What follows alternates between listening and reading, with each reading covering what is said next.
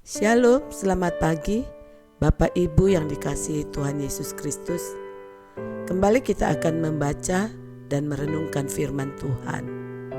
Namun sebelumnya, mari kita satu di dalam doa. Bapa kami yang bertakhta di dalam kerajaan surga, terima kasih Bapa atas kasih dan penyertaan-Mu, sehingga kami boleh bangun di pagi hari ini dengan tubuh yang diberkati Engkau. Dan saat ini kami kembali akan membaca dan merenungkan firman-Mu. Pimpin dan urapilah kami ya Bapa dengan kuasa Roh Kudus-Mu, agar kami boleh mengerti dan terlebih mampu melakukan firman-Mu di dalam kehidupan kami. Terima kasih Bapa, hanya di dalam nama anak-Mu Tuhan Yesus Kristus kami berdoa dan menyambut firman-Mu. Amin. Saudara-saudaraku yang terkasih di dalam Kristus, perenungan kita hari ini saya beri judul, layakkah kita marah kepadanya? Dan ayat firman Tuhan terambil dari Ayub 13, yaitu ayat 1-28. Namun saat ini kita hanya akan membaca ayatnya yang ke-24 sampai ke-26. Mengapa engkau menyembunyikan wajahmu dan menganggap aku sebagai musuhmu? Apakah engkau hendak menggentarkan daun yang ditiupkan angin dan mengejar jerami yang kering?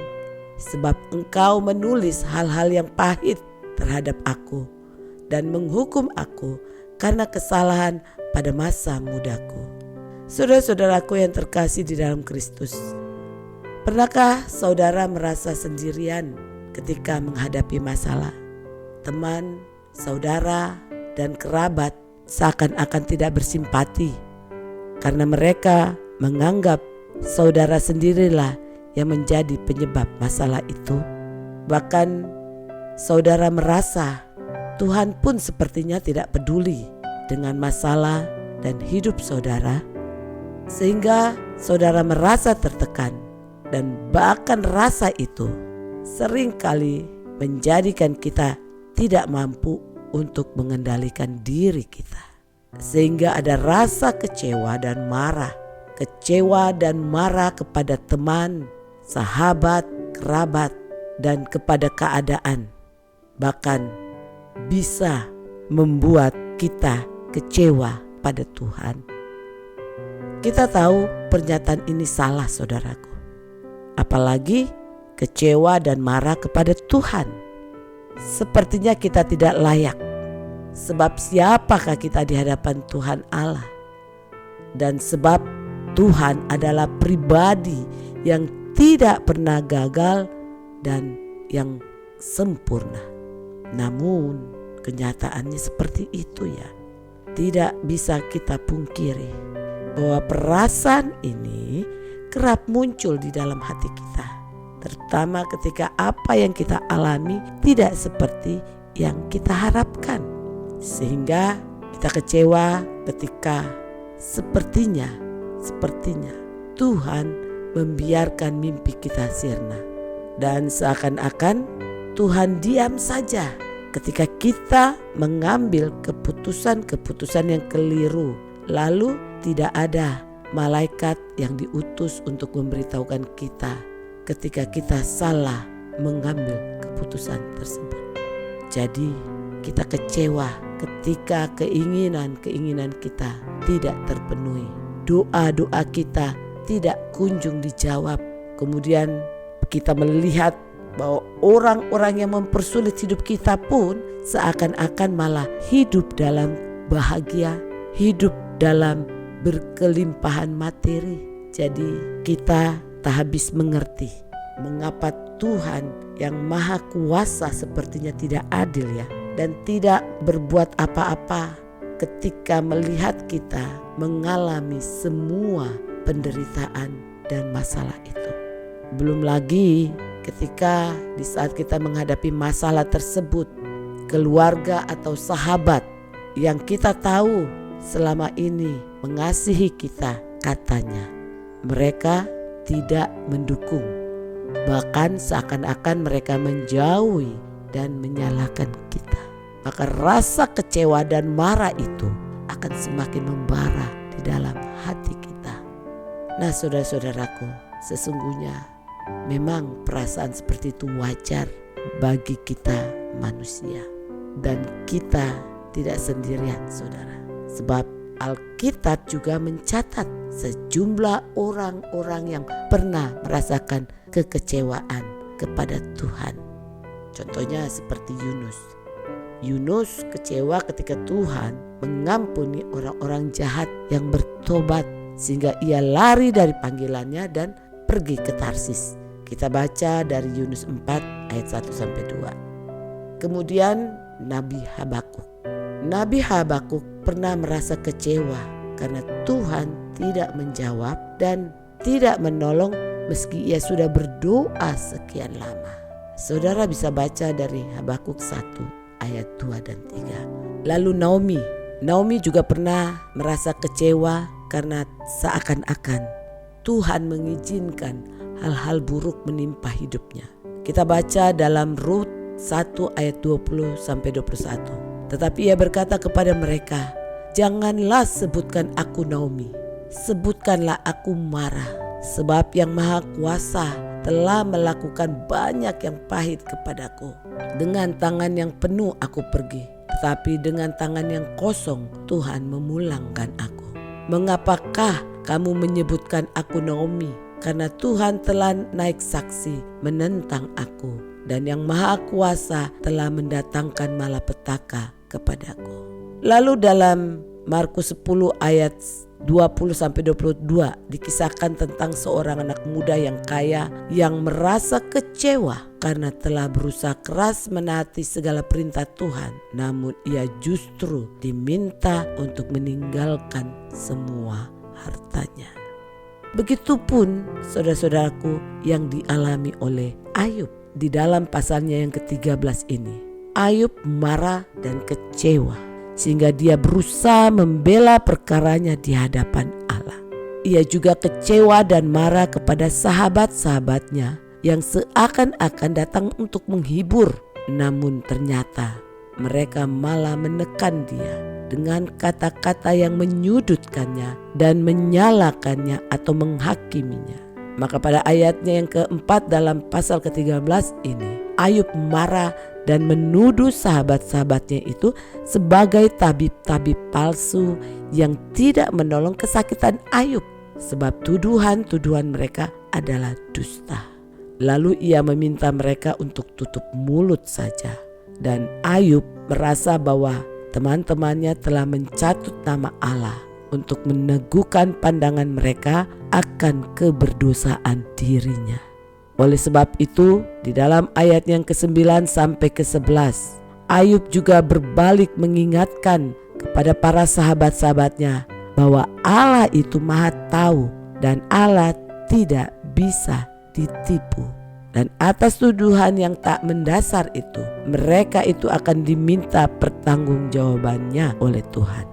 Lalu sesudah menegur keras sahabat-sahabatnya, dalam ayatnya yang ke-12 sampai ke-18, Ayub menantang mereka untuk berhenti berbicara, kemudian mendengarkan pembelaan yang akan Ayub buat sendiri di hadapan Allah, karena dia yakin bahwa dia benar.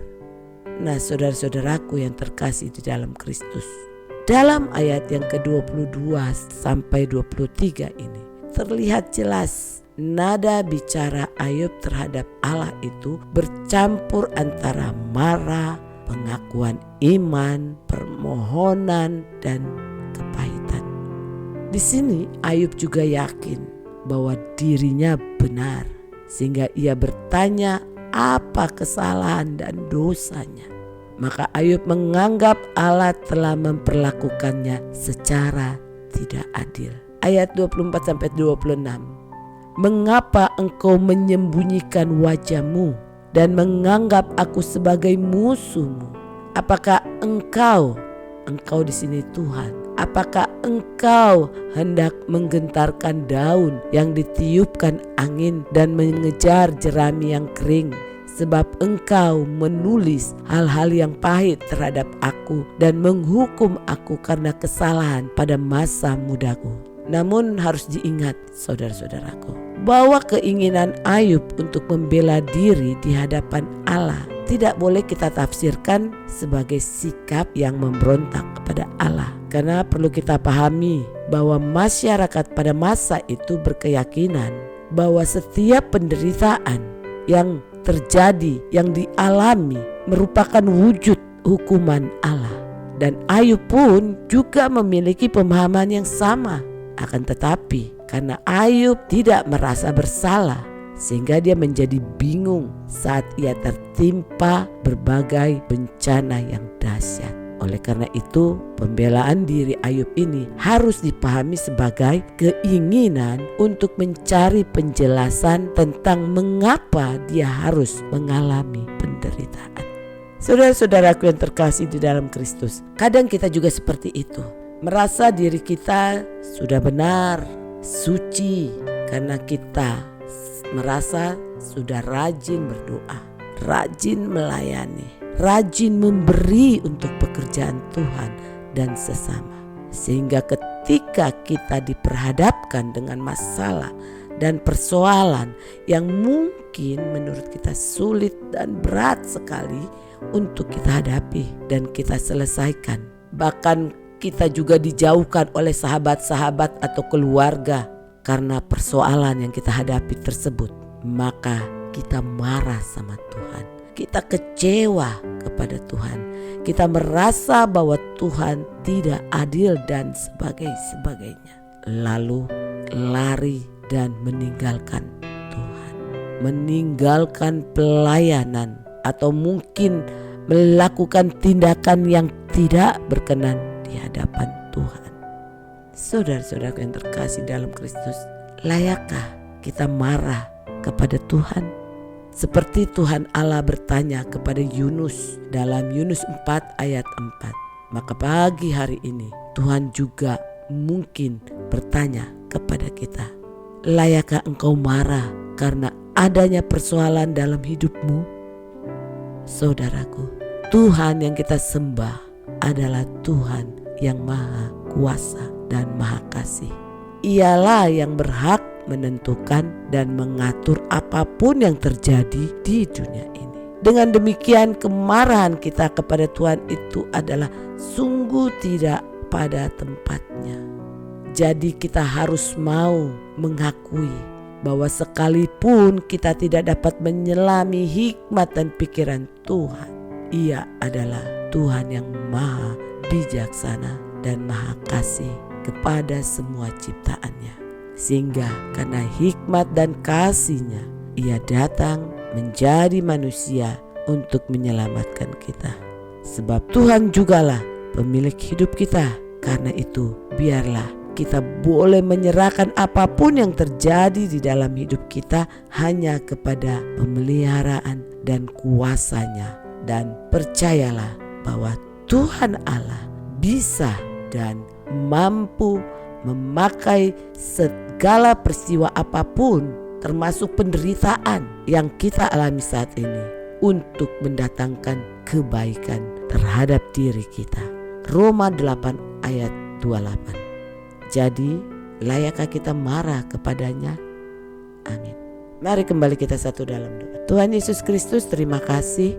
Melalui firman-Mu hari ini kami diingatkan bahwa Engkau mengasihi kami. Dan apapun yang terjadi di dalam hidup kami adalah untuk kebaikan kami. Sebab rancangan-Mu adalah rancangan damai sejahtera. Untuk itu ampunilah kami kalau selama ini kami sering tidak mau mengakui hal itu, sehingga mungkin tanpa kami sadari kami sering marah dan kecewa kepadamu karena masalah yang kami hadapi mungkin menurut kami terlalu berat buat kami. Karena itu Tuhan, ampuni kami.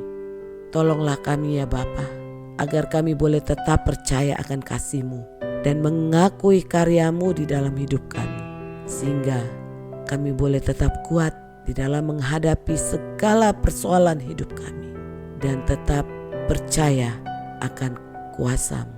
Terima kasih Bapa, hanya di dalam nama anak-Mu Tuhan Yesus Kristus kami berdoa dan mengucap syukur. Amin.